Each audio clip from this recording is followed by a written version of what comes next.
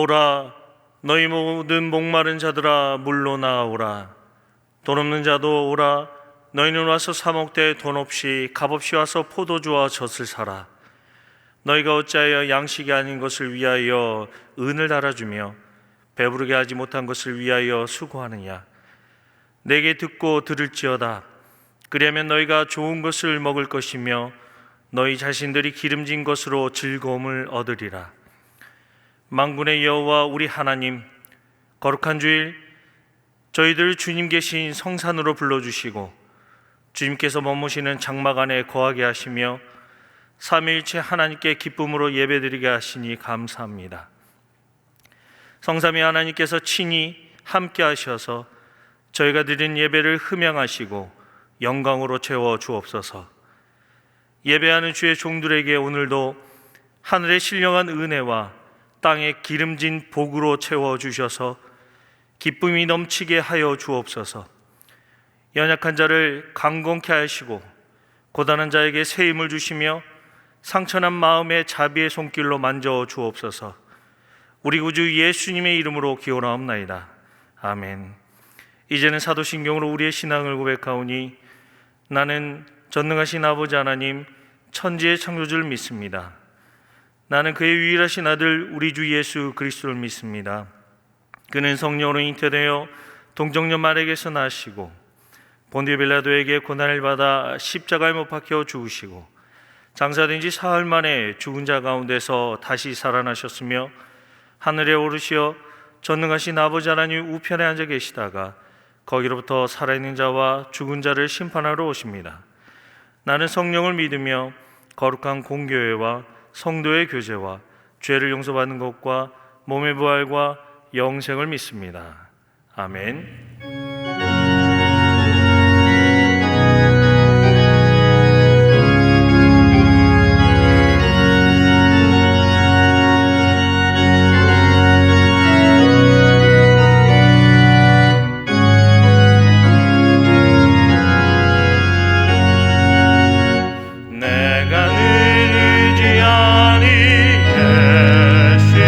나의 상처 입은 심령이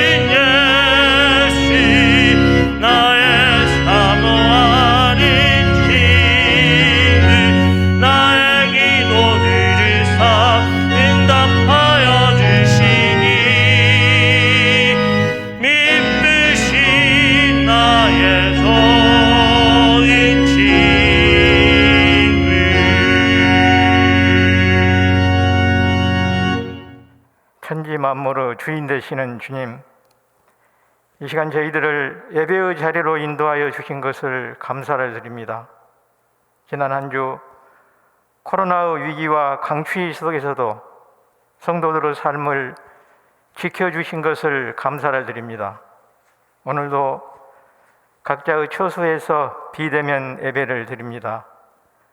우리 성도들이 예배드리는 처소마다 불길 같은 주 성령이 임하시사 회개와 치유와 위로와 찬양이 가득한 충만한 시간 되게 인도하여 주시옵소서. 비대면 예배 중에도 예배의 본질을 잃지 않게 하시고, 코로나가 장기화되고 있습니다. 코로나 이후에 잘 대비하게 하시되 줄일 것은 줄이고 덜어낼 것은 덜어내는 것도 큰 지혜임도 알게 하여 주시옵소서. 선한 말은 꿀송이 같아 마음에 달고 뼈에 양약이 된다고 말씀하신 주님, 지난 한 해 우리 사회는 품격 없는 말들이 가득했던 한 해였습니다. 나는 옳고 남은 틀리다는 독선으로 가득한 한 해였습니다. 우리 사회가 서로 배려하고 세워지는 따뜻한 언어들로 가득하게 하시옵소서. 사람들 눈에 잘 띄는 곳이 아니라 더 약하고 더 아픈 곳에 우리들의 눈과 마음이 머무르게 하여 주시옵소서. 10년 후를 내다보거든 나무를 심고 100년 후를 준비하려거든 사람을 기르라고 했습니다.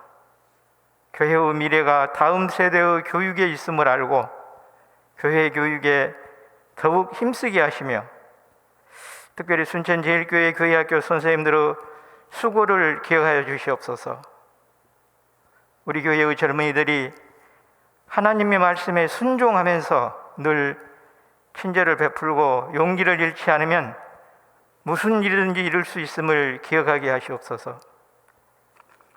사람들이 고생하고 근심하게 하심이 나의 본심이 아니라 말씀하신 주님, 우리 성도님들이 주님 말씀에 의지하여 어떠한 고난이나 근심도 이기고 소망을 잃지 않게 하시옵소서.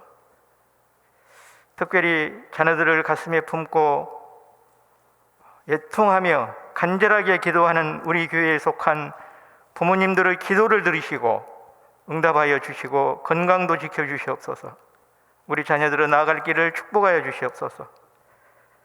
오늘 원하고 바라고 기도합니다라는 말씀을 들고 단위에 서신 위 목사님께 능력을 주시고, 올 한 해도 위 목사님과 부목사님들의 가정과 사역 위에 축복하여 주시옵소서.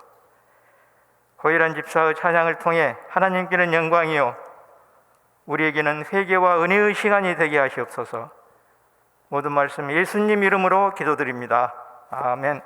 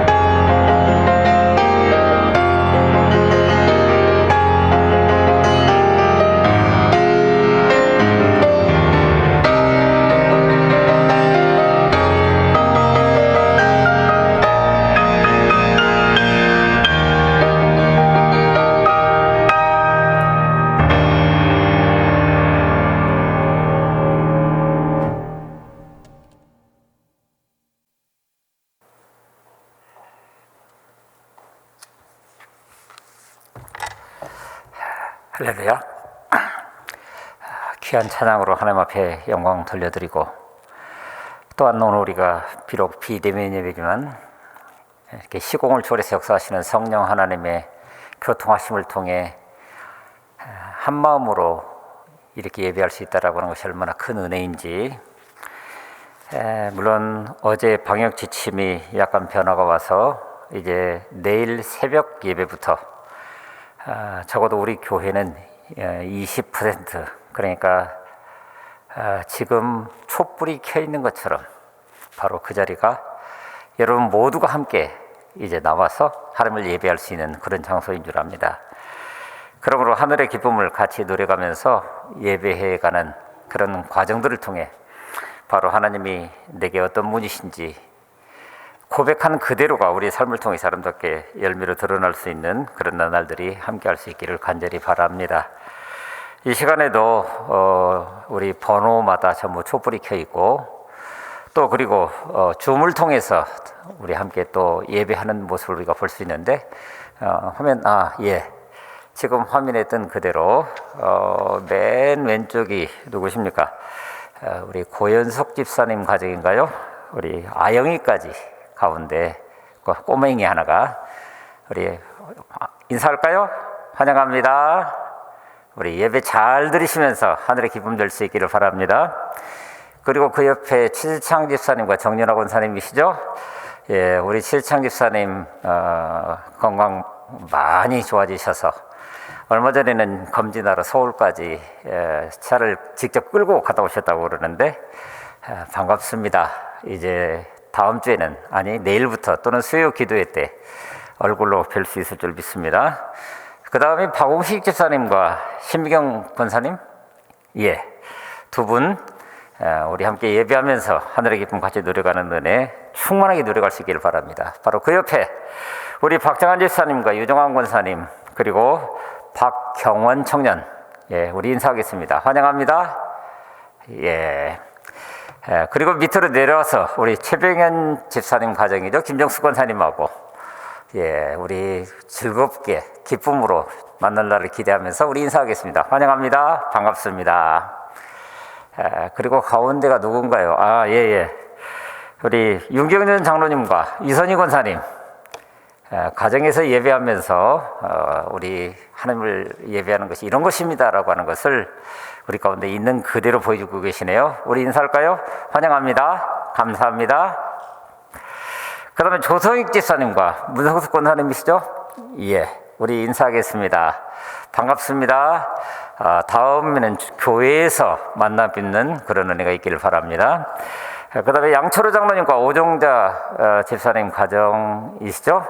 우리 양정석 집사님과 김연애 집사님도 같이 예배 드리고 있습니다. 우리 어르신들 건강 잘 지켜가시면서 늘 하나님 앞에 서는 귀한 모습들 정말 고맙습니다. 우리 같이 인사하겠습니다. 그리고 박예신 집사님 가정입니다. 밑으로 내려와서 우리 채훈이와 연우도 함께 예배하고 있습니다. 우리 인사할까요? 반갑습니다. 다음 주에는 교회에서 뵙겠습니다. 조금 어둡기는 한데, 예, 우리 임지숙 집사님 가정이네요. 예찬이와 예은이, 그리고 우리 박덕심 집사님, 우리 어머님 박덕심 집사님도 함께 예배하고 있습니다. 우리 인사하겠습니다. 환영합니다. 우리 예배 잘 들으시면서 주님의 이름으로 늘 승리하는 귀한 삶 함께 할 수 있기를 바랍니다.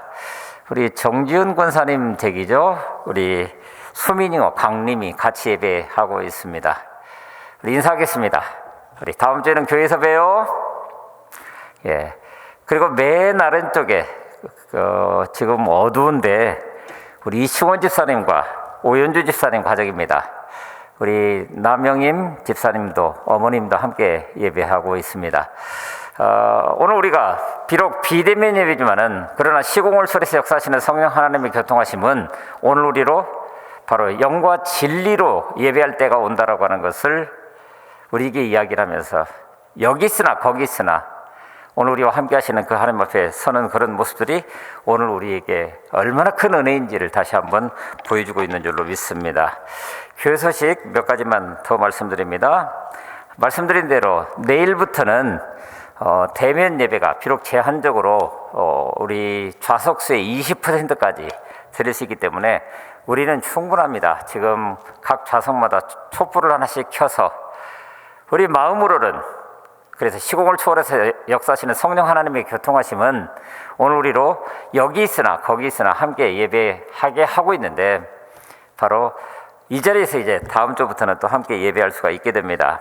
400명까지 우리 예배 드릴 수 있다는 거 기억하시고, 이제 내일 새벽 예배부터 함께 참여하면서 대면하여 하나님 앞에 영광 돌려드리는 그런 나날들이 이어져갈 수 있기를 바랍니다. 다음 주 3부 예배 후에 당회가 있겠고요. 유아세식, 장로, 집사, 권사 은퇴식은 잠정적으로 연기되었습니다. 그리고 지금 다음 주까지 2020년도 감사가 계속 진행되고 있습니다. 교회학교 및 재직부서, 감사 대상이 되는 부서들은 꼭 감사 받으시기를 바라고요.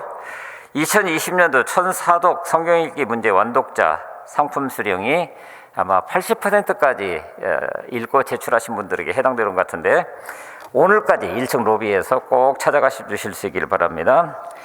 그리고 2020년도를 위한 기부금 영수증 발급은 우리 교회 홈페이지에 공지사항으로 자세하게 기록해 두었기 때문에 그것을 참고해서 진행해 주시면 되겠습니다. 지난주 동안의 슬픈 소식, 5-22구역 고 권선심 집사님, 6-19에게 김한규 집사님 모친되시고 노현주 권사 시무되시는데 1월 15일 금요일에 장례식이 있었습니다. 이 가정의 하늘 위로와 평강이 함께할 수 있기를, 우리가 비록 직접적으로 만날 수는 없다 할지라도 우리 함께 기도하면서 위로의 손길로, 그래서 하늘 소망을 함께 간직해가는 그런 은혜가 우리 가운데 충만할 수 있기를 간절히 바랍니다. 이제 오늘 우리에게 주시는 하나님의 말씀 같이 나눕니다. 마태복음 3장 13절부터 17절, 마태복음 3장 13절부터 17절, 예수님이 세례 받는 장면을 통해서 하늘의 소리, 내 사랑하는 아들, 내 기뻐하는 사람, 이런 주제로 오늘 말씀을 같이 나눕니다. 말씀 같이 보겠습니다. 이때에 예수께서 갈릴리로부터 요단강에 이르러 요한에게 세례를 받으려 하시니, 요한이 말려 이르되 내가 당신에게서 세례를 받아야 할 터인데 당신이 내게로 오시나이까? 예수께서 대답하여 이르시되 이제 허락하라. 우리가 이와 같이 하여 모든 의를 이루는 것이 합당하니라 하시니, 이에 요한이 허락하는지라. 예수께서 세례를 받으시고 곧 물에서 올라오실새 하늘이 열리고 하나님의 성령이 비둘기같이 내려 자기 위에 임하심을 보시더니, 하늘로부터 소리가 있어 말씀하시되 이는 내 사랑하는 아들이요 내 기뻐하는 자라 하시니라. 아멘. 2021년 새해가 밝아서 새로운 기대와 소망을 가지고 시작을 했는데, 코로나19이 대확산을 가져오면서 오늘까지 비대면 예배를 드리게 됩니다. 그러다가 보니까 많은 교회들에서, 또 오늘 우리가 잘 알고 있는 것처럼 상주 무슨 기관, 그리고 진주나 부산에 있는 무슨 기도원, 이런 데서 또 확산이 일어나기 시작하면서 사실 우리 지역도 만만치 않은 그런 상황이라서 여러 우려 가운데서 예배를 비대면 예배로 새해를 맞았음에도 그렇게 지금 드리고 있습니다. 그런데 이런 예배가 일상화되면서 오늘 우리는 스스로 질문하게 됩니다. 우리가 드리는 예배가 정말 온전한 예배인가? 그러면서 더 본질적으로 나가게 되면 대면 예배가 옳으냐, 비대면 예배가 옳으냐, 이런 문제 가지고 토론하고 있다고 하는 거예요. 어젯밤에 한 문자가 들어왔는데, 예배 회복을 위한 무슨 시민연대? 여기서 행정소송과 헌법 소원을 제기했다면서 거기에 참여해달라는 거예요. 그러니까 거기에서는 대면 예배가 이게 정말 하나님 앞에 드려야 할 온전한 예배다, 이걸 주장하는 거죠. 그런데 오늘 우리가 비대면 예배를 드리면서 제가 시작하면서 드렸던 이야기처럼 어떤 목사님이 종교 개혁자들의 전통을 따라서 이렇게 이야기했던 것도 기억하시죠? 예배드리면 죽인다고 칼이 들어올 때 목숨을 걸고 예배드리는 것이 우리의 신앙입니다. 그러나 예배 모임이 칼이 되어서 이웃의 목숨을 위태롭게 하면 모이지 않는 것이 또한 신앙입니다. 우리가 깊이 생각해 봐야 될 그런 문제의식인 줄 압니다. 그러니 대면 예배냐 비대면 예배냐 이게 중요한 것이 아니라 오늘 우리가 진정으로 하나님 앞에 예배 드리고 있는가. 그렇잖아요. 요한복음 4장에서 수가성 여인과 예배에 대해서 얘기를 할 때 수가성 여인의 그 관심이라고 하는 것은 바로 사마리아 성 여기에서 드리는 예배. 그러나 유대인들은 예루살렘에서 예배 드려야 된다고 그러는데 도대체 뭡니까? 라고 질문했을 때 예수님께서 하셨던 말씀, 여기도 거기도 아니라 하나님은 영이시니 영과 진리로 예배하는 자를 찾으실 때가 온다.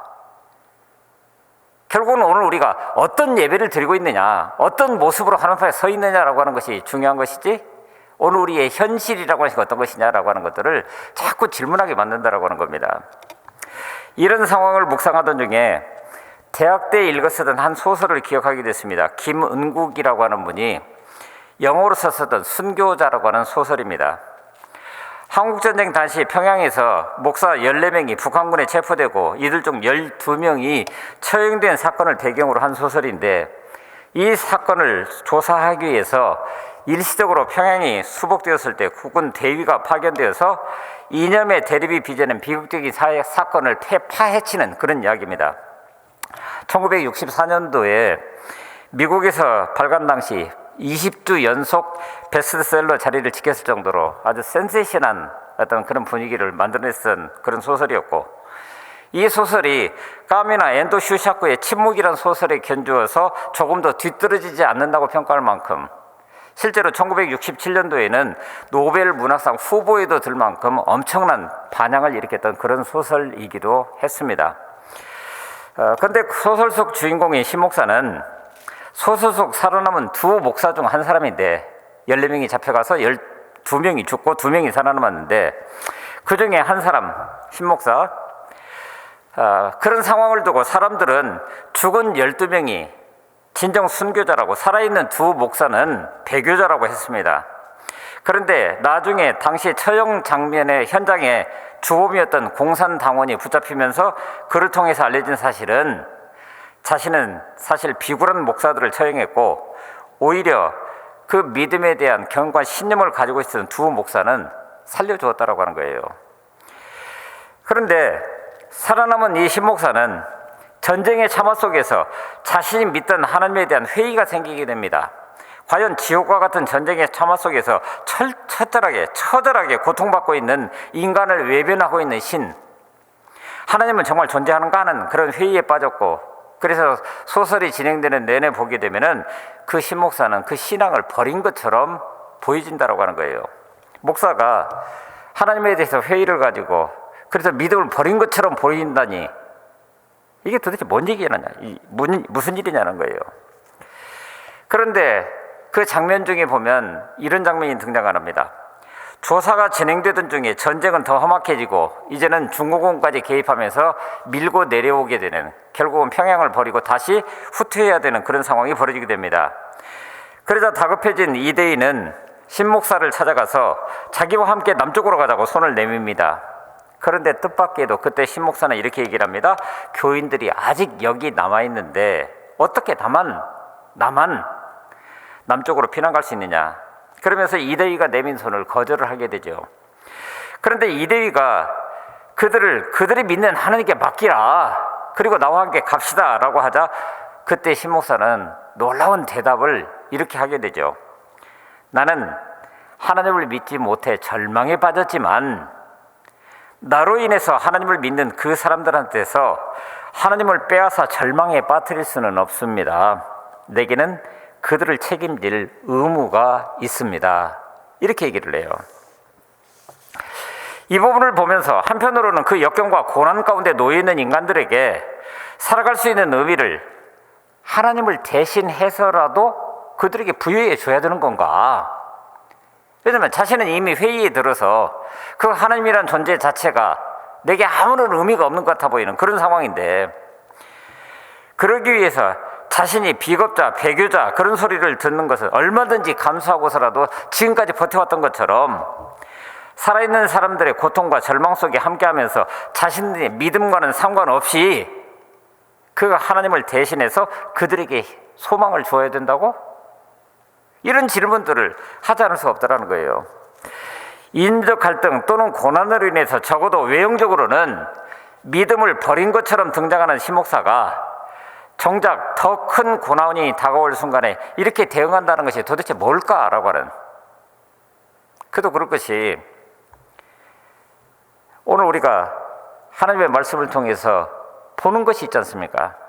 예를 들면은 에베소서 4장 11절에 보게 되면은 어떤 사람은 사도로, 어떤 사람은 선지자로, 어떤 사람은 복음 전하는 자로, 어떤 사람은 목사와 교사로 삼으셨다라고 이야기를 합니다. 그런데 그렇게 하는 이유 자체가 성도를 온전하게 하여 봉사의 일을 하게 하며 그리스도의 몸을 세우려 하심이라 라고 말씀하신 다음에 13절에 보게 되면은 우리가 다 하나님의 아들을 믿는 것과 아는 일에 하나가 되어 온전한 사람을 이루어 그리스도의 장성한 분량이 충만한 데까지 이르게 하려 함이라 라고 말씀하고 있다고 하는 거예요. 하나님의 아들을 믿는 것과 아는 일에 하나가 된다고요? 오늘 우리가 가지고 있는 믿음이라고 하는 것이 오늘 우리 현실적인 삶을 통해서 드러나게 될 때 이것이 일치하고 있는가?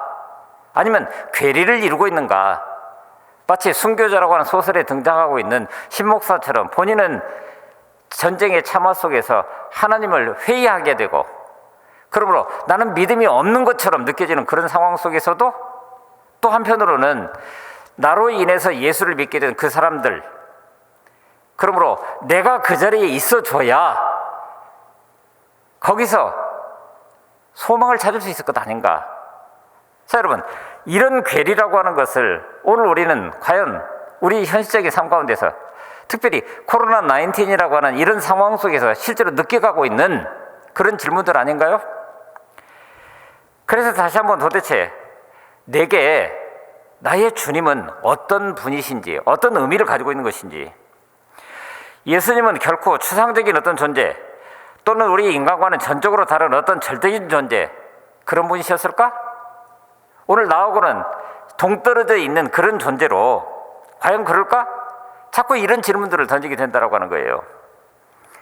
그래서 오늘 본문을 우리가 한번 지켜보면서 그 본문을 통해서 그 주님이 도대체 내게 어떤 분이신지, 그러므로 내가 하나님을 안다라고 하는 것과 하나님의 아들을 믿는다라고 하는 것과 아는 일이 하나가 되어서 오늘 우리의 현실적인 삶 가운데서 과연 우리의 믿는 바 그 자체가 어떤 모습으로 등장하고 있는지 우리 스스로 한번 살펴보자는 겁니다. 오늘 보면 17절은 이렇게 얘기를 합니다. 이는 내 사랑하는 아들이요 내 기뻐하는 자, 기뻐하는 사람. 예수님이 세례를 받고 물에서 올라오실 때 하늘이 열리고 그리고 그 하늘로부터 들려온 소리였죠. 자, 그 전반적인 것들을 한번 좀 보십시다. 먼저 13절을 보게 되면은 오늘 이야기의 출발점이 이렇게 시작됩니다. 제가 표준 세번역으로 읽어드립니다.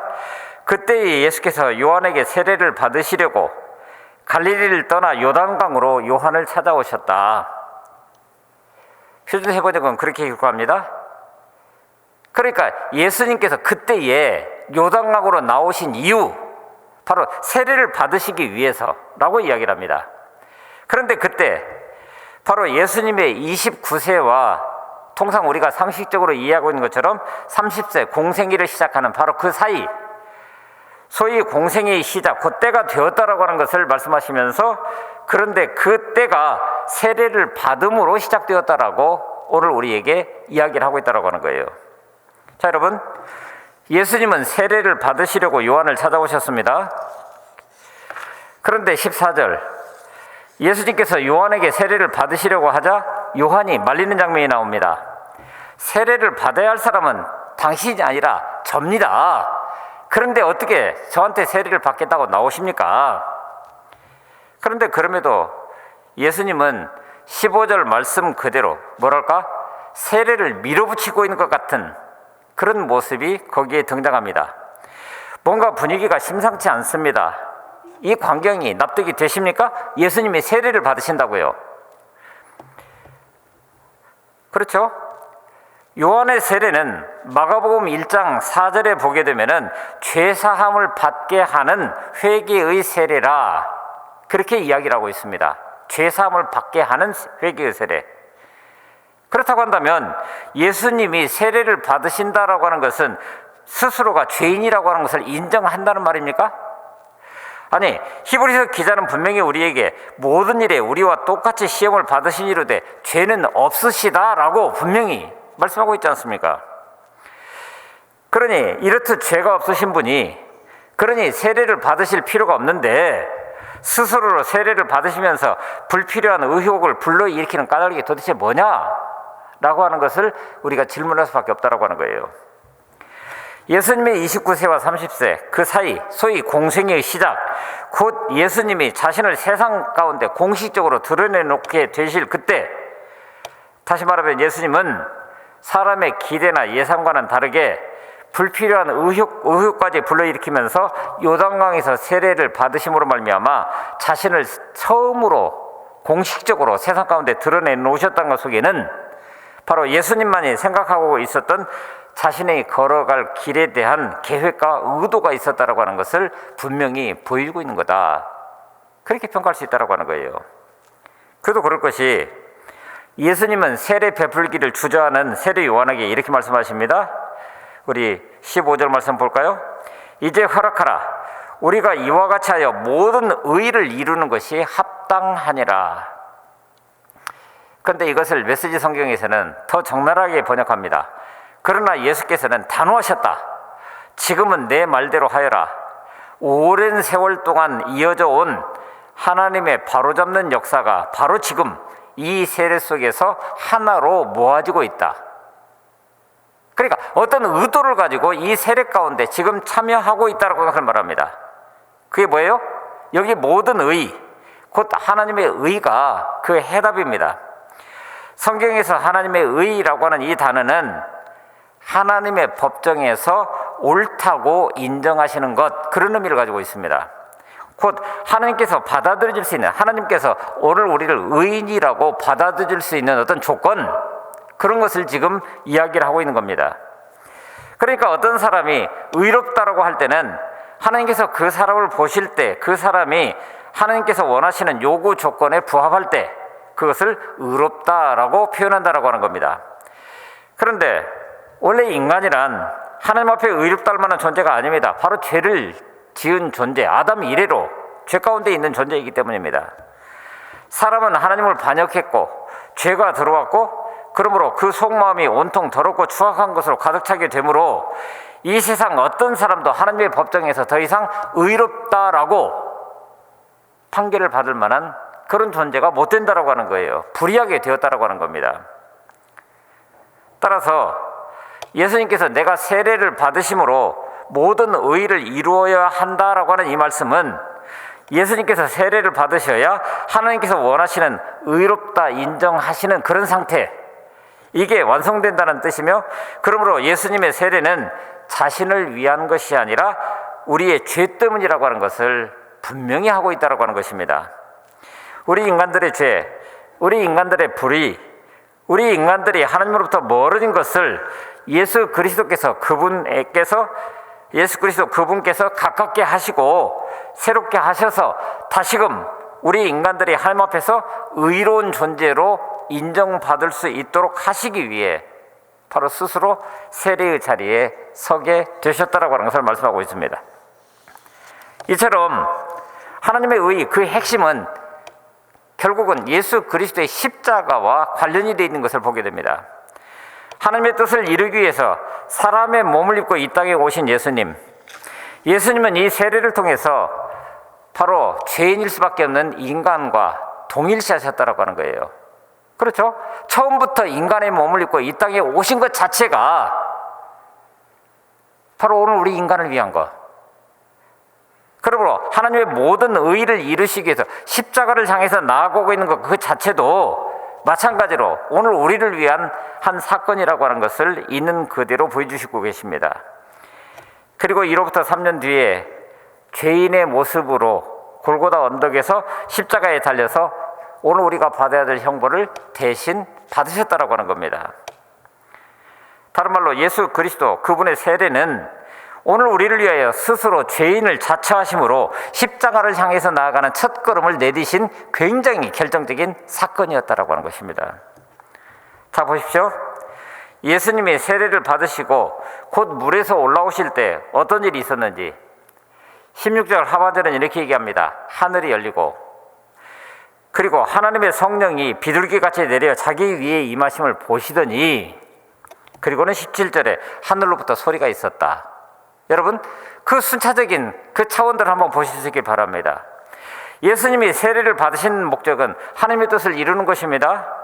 다시 말하면 예수님은 공적인 활동을 시작하시면서 자신의 모든 활동이 하나님의 뜻을 이루는 것, 다시 말하면 하나님의 인정 속에서 시작하고 끝맺음하는 것이 되어야 한다는 걸 하는 것을 명백히 이야기하고 있는 것입니다. 특별히 여기 16절 하늘이 열린다는 말, 일반적인 의미는 하나님의 영광이 이 땅 가운데 드러난다라고 하는 거예요. 하나님의 임재를 오늘 우리에게 있는 그대로 보여주고 있는 장면입니다. 그리고 하나님의 성령이 비둘기같이 내려 이 말씀 그대로 성령의 임재를 말합니다. 그리고 소리가 있었습니다. 음성이 있었습니다.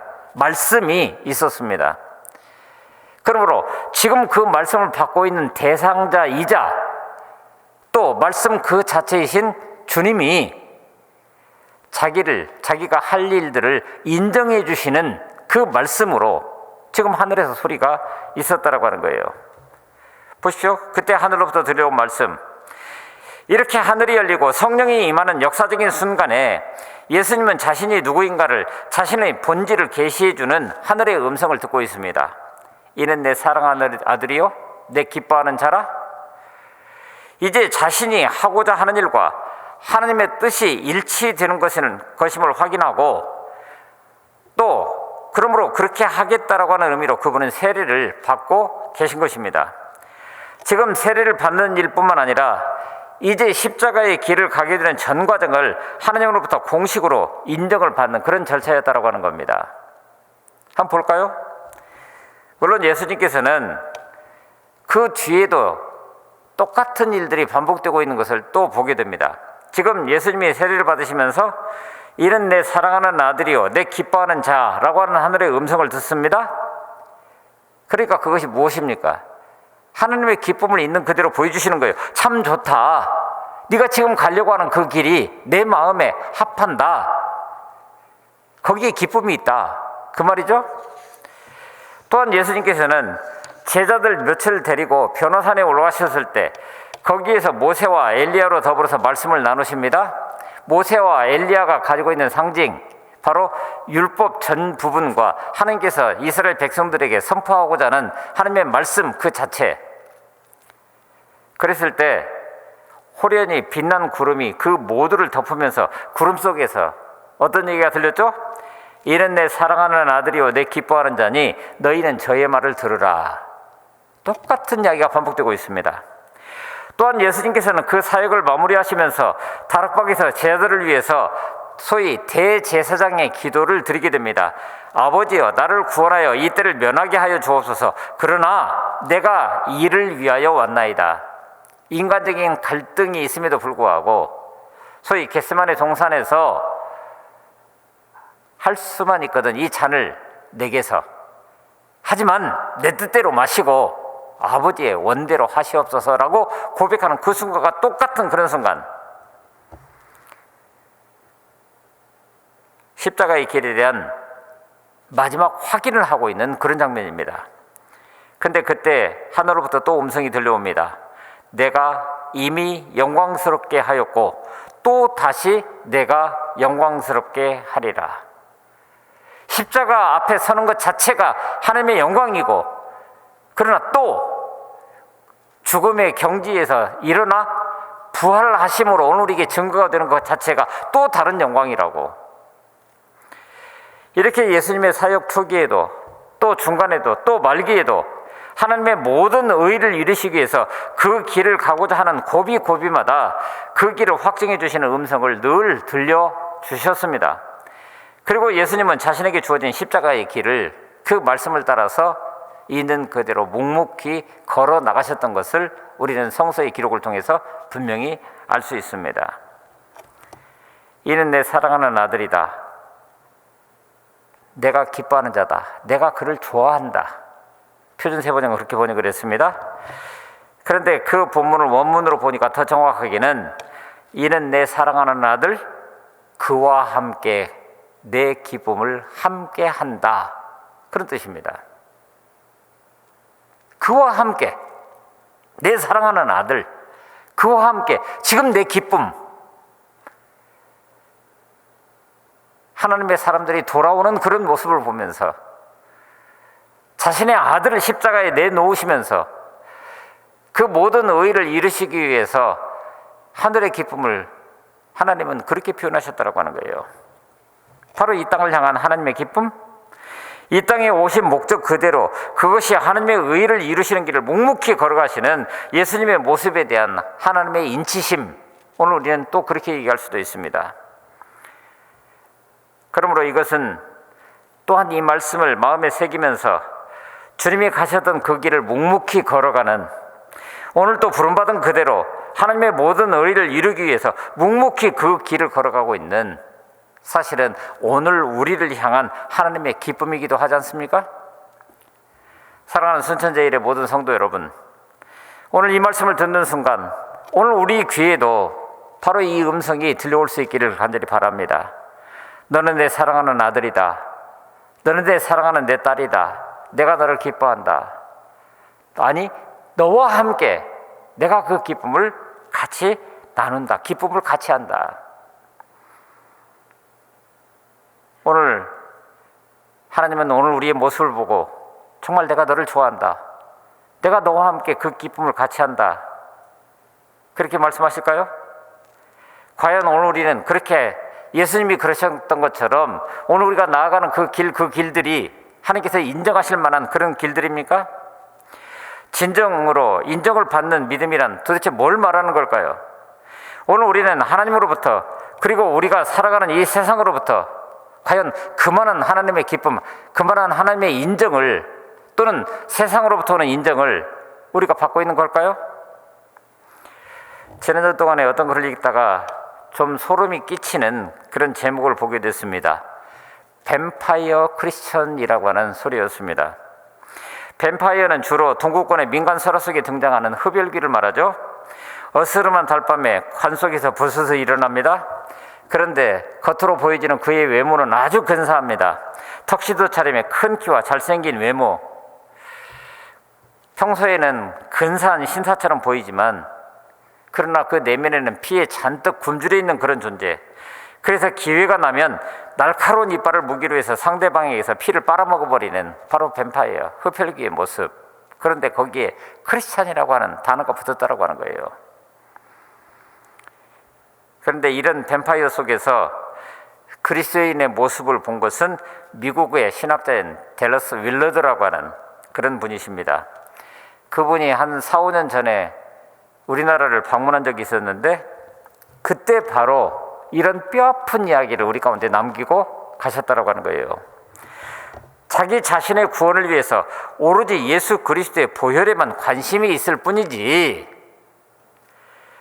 예수의 제자가 되어서 사랑을 실천하고 그리스도가 주신 계명에 순종하는 일에는 관심이 없는 그리스도인, 이게 뱀파이어 크리스찬이 아니고 도대체 뭐냐?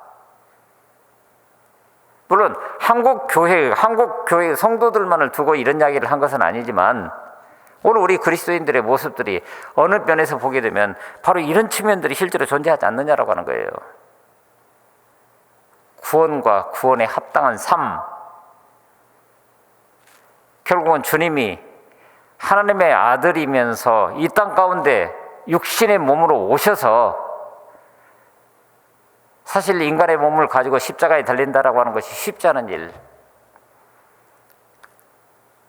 하지만 그 길을 묵묵히 걸어가고 있는 그런 모습.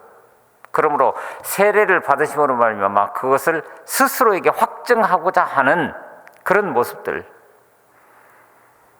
오늘 예수님은 자신의 공적인 생애를 시작하면서 하나님으로부터 내 사랑하는 아들, 내가 너로 인하여 기쁘다. 내가 너와 함께 그 기쁨을 같이 한다. 이런 이야기를 듣습니다. 오늘 우리는 어떻습니까? 오늘 우리도 마찬가지로 하나님으로부터 내 사랑하는 아들, 내 사랑하는 딸, 내가 너로 인하여 기뻐한다. 내가 너와 함께 그야말로 그 기쁨을 함께하고 싶다. 이런 하나님의 기쁨이 오늘 우리의 현실이 될 수 있었으면 좋겠습니다. 그래서 오늘은 이것을 위해서 나치에 처형당한 그 순간까지 치열하게 고민했었던 한 가지 질문을 우리 가운데 남겨뒀던 디트리 보네프 목사님의 그 질문을 함께 나누면서 그 질문에 대한 답을 찾아섰거든. 그 길을 묵묵히 걸어가는 그런 나날들을 통해서 오늘 정말 내 사랑하는 아들, 내 사랑하는 딸, 내가 너로 인하여 기뻐한다. 내가 너와 함께 기뻐하기를 원한다. 그 하나님의 뜻을 이루어가는 그런 은혜가 우리 가운데 함께 할 수 있었으면 좋겠습니다. 나치에 처형당하던 그 순간까지 치열하게 고민한 한 가지 질문은 이것이었습니다. 진정 그리스도는 오늘 우리에게 무슨 의미가 있는가? 신앙 없는 세계에서 교회의 존재의 의의는 도대체 무엇인가? 우리는 하나님에 대하여 어떻게 말할 것인가? 값싼 은혜는 회개를 요구하지 않고 용서를 전하는 것이며 교회의 훈련 없이 세례를 주고 신앙 고백 없이 성찬을 행하며 통회함이 없는데도 사죄를 선언하는 것이다. 한 사람이 신앙이 무엇인가를 배우는 때는 이 세상에서 철저히 살아가고 있을 때이다. 우리는 우리의 삶을 철저하게 하나님의 품으로 내던져 이 세상에서 그분의 고통에 함께 참여해야 한다. 교회는 이 세상의 사람들을 위하여 존재할 때 비로소 그 본연의 모습이 드러난다. 우리는 이 세상의 구석구석에 스며들도록 이 세상의 잔을 마셔야 한다. 예수를 따르는 유일한 길은 이 세상 속에서 살아가는 것이다. 그리스도는 인간을 선하게 할 뿐만 아니라 또한 강하게도 하신다. 그렇다면 진정 그리스도는 오늘 우리에게 무슨 의미가 있는가? 오늘 우리의 현실 속에서 다시 한번 질문할 수 있었으면 좋겠습니다. 진정 나의 주님 예수 그리스도, 그분은 오늘 우리에게 무슨 의미가 있습니까? 이것이 증명될 수 있는 그 답을 찾아 그렇게 하루하루를, 한 주 한 주를, 한 해 한 해를 그렇게 살아내는 우리 모두가 될 수 있었으면 좋겠습니다. 이제 우리 모두 그 자리에서 일어나셔서 우리 함께 찬양하면서 우리의 속사람의 중심을 있는 그대로 하나님 앞에 올려드리고, 그러므로 그에 합당한 삶을 살아내어 하나님께 영광 돌려드리는 그런 나날들이 이어갈 수 있기를 간절히 바랍니다.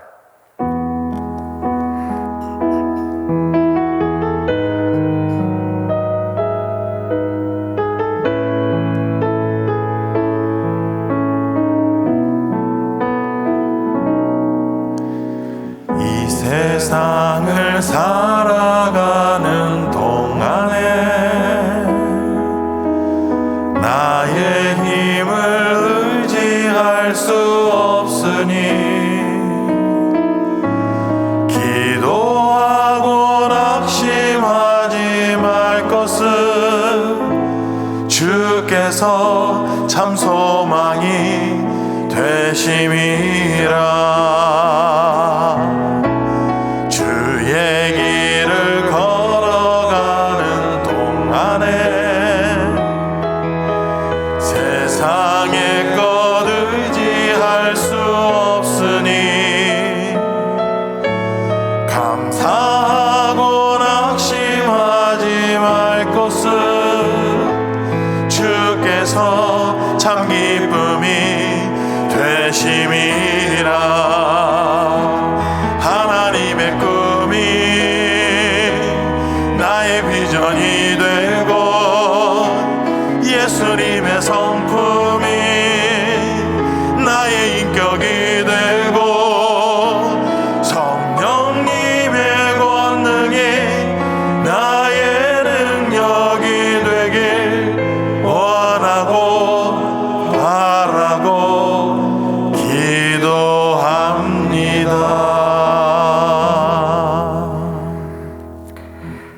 저희들의 기도를 들어 응답하시는 아버지 하나님, 이 시간 저희들이 간절히 부르짖어 기도하는 모든 내용을 들어 응답하신 줄 알아 먼저 감사와 찬양과 영광을 올려드립니다.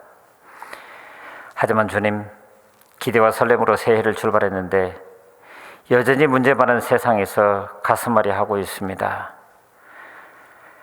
코로나와는 이제는 단절하며 새로움의 옹골찬 약동을 꿈꾸어 가고 있지만 현실은 여전히 캄캄합니다. 더군다나 요즘 일어나고 있는 일들을 보면서 한국 교회의 민낯이 드러나 머리를 들 수가 없습니다. 입양아 정인이 학대 사망 사건에도 예수 잘 믿는다는 양부모와 양할아버지 할머니들이 있어서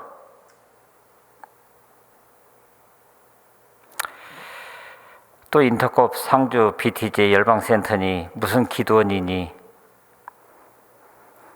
코로나의 집단 감염의 진원지가 되어서 뭐라 할 말이 없게 만드는 이런 순간, 그래서 세상 사람들은 교회나 거기나 그게 그거라고 폄훼하고 있는 이런 현실, 주님, 오늘 우리가 어떻게 계속 이렇게 궁지에 몰리는 경험을 되풀이하고 있는 상황인지 어떻게 해야 됩니까?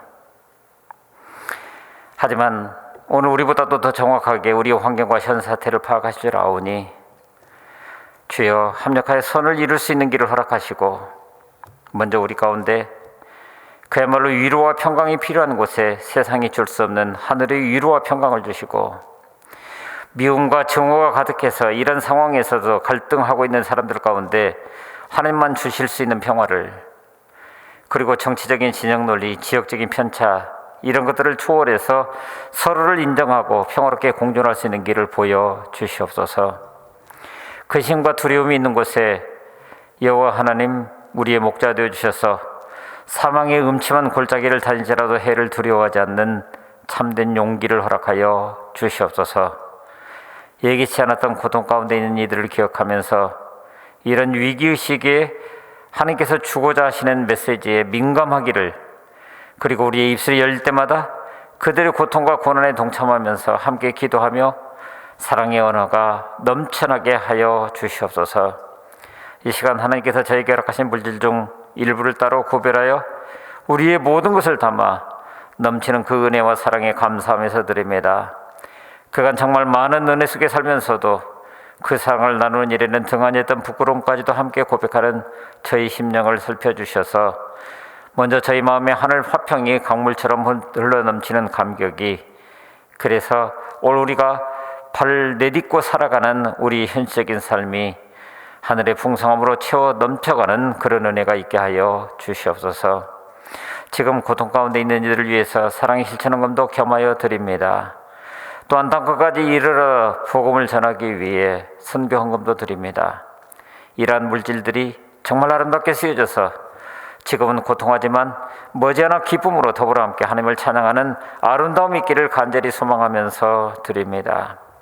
함께 해주시고 이처럼 여러 모양으로 드린 예물들을 기쁘게 흠양하시며 드릴 때마다 이것이 오늘 우리를 기뻐하시는 하나님의 허락하신 복이며 하나님 나라의 확장에 동참하는 기쁨도 허락하여 주시옵소서. 감사합니다.